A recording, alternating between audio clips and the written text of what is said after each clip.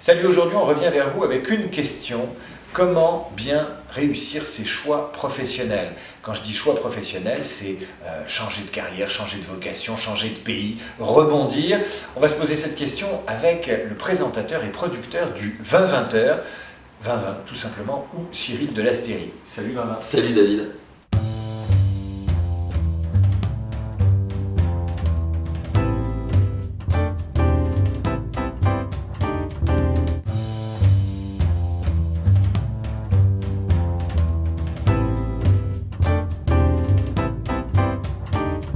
Quels sont les choix qui ont fait ta carrière professionnelle 20-20?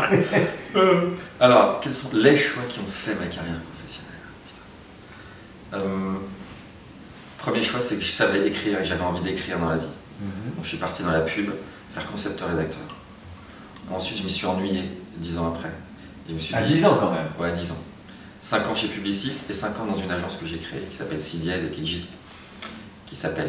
qui existe toujours. Au bout de 10 ans, j'en avais assez d'écrire pour les autres, pour vendre des produits, pour vendre du yaourt, pour vendre des trucs.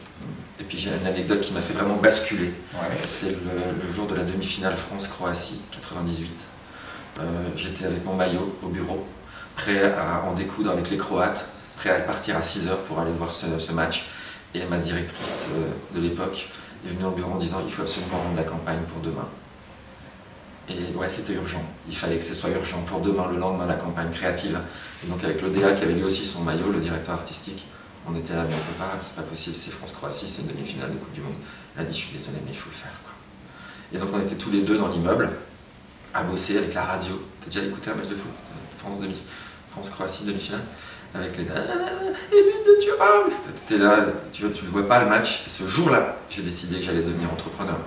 Que j'allais arrêter qu'on me dise à quelle heure je me couche, quand je regarde un match et à quelle heure je vais faire pipi, quoi. Mais je te jure, c'est comme une révélation, c'est mon épiphanie. Donc tu montes ta boîte, tu refais à peu près la même chose, mais toi à ton rythme avec les gens que tu as choisis. Ouais. Ça dure combien de temps? 5 ans. Et alors à quel moment tu refais un choix genre Coupe du Monde 98, France-Croatie? C'était en 2004, donc moi je l'ai vendu mes parts en 2005. En 2004 j'ai ouvert un blog et là ma vie a basculé. À chaque fois tu prends des décisions qui sont fortes, comment tu les prends? Comment tu fais pour pas avoir peur en fait? Quel est le moteur? La peur, c'est la peur de me retrouver à 65 ans sur mon lit en me disant putain j'ai pas fait ça, quoi. C'est la peur de la mort. La peur de la mort et la peur du regret surtout. Le regret. Ah non mais rien de pire que ça. C'est vrai? Ah c'est mon moteur. La peur de me dire mais pourquoi t'as pas fait ça? Tu voulais le faire, tu l'as pas fait, t'es vraiment qu'une merde. Donc en 2005 tu vends tes parts, mais pourquoi faire? Pour repartir à zéro, c'est-à-dire que là je suis allé voir... Zéro? À zéro, ah bah zéro. Je veux repartir quoi? À 0 €. À cette époque-là, j'aurais pu mettre une veste comme ça, tu vois, le mec qui va dans la rue puis qui ressemble plus à rien. Excuse-moi David. Donc, non, ce qui s'est passé, c'est que je voulais faire de la production audiovisuelle. C'était un rêve, mais j'en avais jamais fait, à part des petites conneries. Donc j'ai appelé des potes qui avaient une boîte de prod à Boulogne en demandant s'ils n'avaient pas 10 mètres carrés à me prêter gratos. Ils m'ont filé un bureau, ils m'ont dit bah voilà, tu fais ce que tu peux, tu fais ce que tu veux de ta vie, tu as ce bureau là. J'ai créé dans ce bureau Bonjour America, qui était un petit show sur internet que j'ai fait tout seul, sans argent et pas pour de l'argent. Mais je me suis éclaté à apprendre le métier de producteur. Je me suis produit, autoréalisé, écrit, joué, tout ce que tu veux. Et j'ai pris un kiff incroyable. Et c'est une opportunité qui fait que je suis allé à San Francisco. Je galérais, mais j'aurais pu galérer encore comme ça, j'aurais pu aller de truc en truc. Donc tu pars avec Loïc Lemer à San Francisco, au moment où il crée Sismic. Il crée Sismic aux États-Unis, une start-up de conversation vidéo, une sorte de Twitter vidéo. Ça a été un bon patron, Lemer? Ça a été un bon patron. C'est pas un patron, Loïc Lemer. C'est un bulldozer. Il avance et soit tu suis pas. Si tu suis, ça se passe super bien. Si tu suis pas, ça se passe pas. Quel est le rôle de Madame 20-20 dans ces cas-là, qui bosse, qui a sa carrière? Comment ça s'est négocié tout ça? Alors le plus gros choc, c'était en 2005, quand j'ai décidé de quitter la com, et je dirais que c'est elle qui m'y a poussé. Ah bon? Ouais. Tu sais comment sont les femmes, David. Elles te donnent l'impression que c'est toi qui as décidé les choses, mais c'est elle qui contrôle tout. C'est vrai. Et non, je crois qu'elle en avait marre de me voir malheureux. Et voilà, elle en avait marre de me voir traîner les pieds pour aller dans ma boîte, gagner mes sous.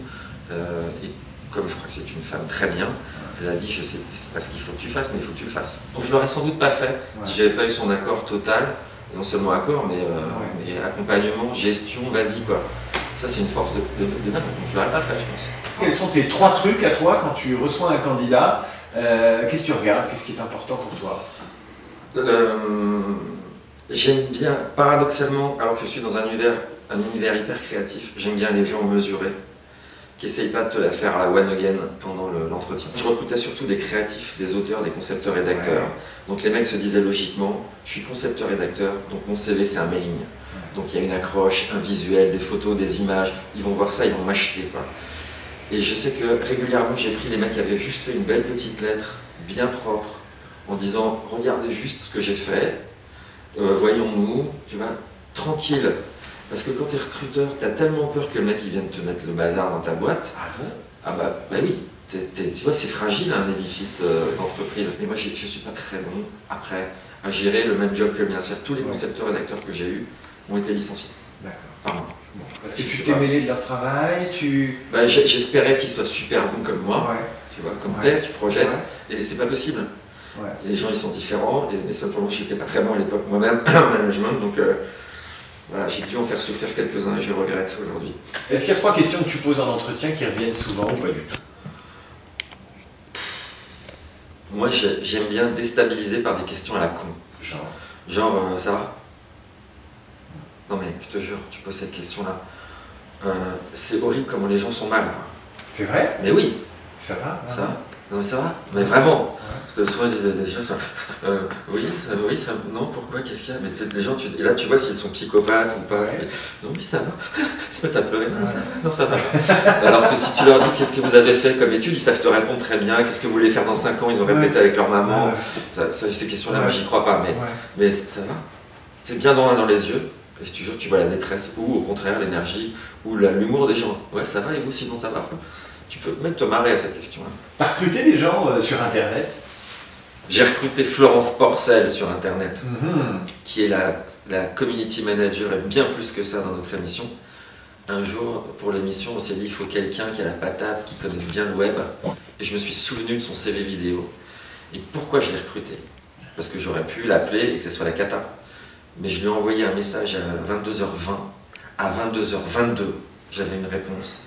Et on se voyait le lendemain matin à 9h. Ça, je trouve ça fantastique. Il faut que ça aille vite. Bah, on ne fait pas des bêtises quand ça va trop vite. On en fait, mais c'est pas grave. Tu sais, j'ai fondé ma vie là-dessus. Hein, on fait des bêtises, et puis si, c'est pas grave. Parce qu'il y a des trucs. Il y a un truc qui est beaucoup plus grave, c'est qu'à la fin, on crève. Non mais ça, c'est grave. Une fois que tu as compris ce problème-là, tous les petits problèmes de se tromper dans un recrutement, sérieux, c'est pas très grave. Donc vas-y, Florence Porcel, on s'est vu le lendemain matin à 9h, café nickel, elle est venue au bureau à 15h voir mon associé, et le lundi elle était au boulot quoi. Mais ça c'est magique, et on l'a pas regretté, c'était il y a 2 ans. Quel est le défaut que t'as pas? Le défaut que j'ai pas? Putain, la question de ouf. Ça tu la poses en entretien, moi je pleure. C'est vrai? Je suis pas embauché. C'est bon, ça va moi. Quel est le défaut que j'ai pas? Je suis pas méchant, je crois. Ah, je suis même pas sûr. T'es un peu méchant. Quelle est la qualité professionnelle que tu aimerais avoir? Ah, j'aimerais bien être un bon manager. Ah, ce serait quoi selon toi un bon manager? C'est un type qui est capable de gérer une équipe avant qu'il y ait des problèmes. Quelle est la question que j'ai oublié de te poser? Ça va? Non. Non, ça. David, t'as oublié de me poser quelle question? Si j'étais heureux. Tu m'as pas demandé ça. Ah, je crois que t'es heureux. Ah, je sais pas. Je demanderai à ta femme. Demandez à ma femme.